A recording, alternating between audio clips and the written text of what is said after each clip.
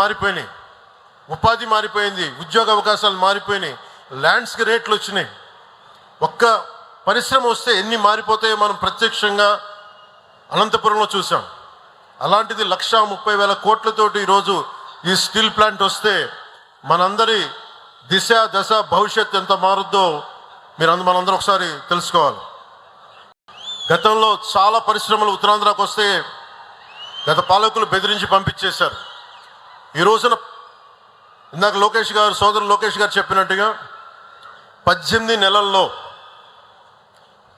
ముఖ్యమంత్రి గారు పదే చెప్తూ ఉంటారు, speed of business and ease of business.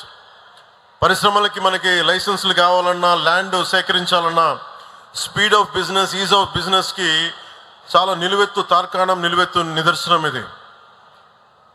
18 నెలల్లో ఒక వీడియో కాన్ఫరెన్స్ స్టార్ట్ అయిన 18 నెలల్లో ఈ రోజున 1,30,000 కోట్లతోటి ఈ పరిశ్రమకి ఈ రోజున మనం ఫౌండేషన్ స్టోన్ వేయటం మనస్ఫూర్తిగా speed of business, ease of business అనే కాన్సెప్ట్కి ఒక నిలువెత్తు నిదర్శనం. దీన్ని ముందుని నడిపిస్తున్న నారా చంద్రబాబు గారికి మనస్ఫూర్తిగా నా ధన్యవాదాలు. కూటమి ప్రభుత్వం అధికారం చేపట్టినాటి నుంచి ఈ స్పీడ్ ఆఫ్ బిజినెస్ మీదే దృష్టి సారించారు. పెట్టుబడులకి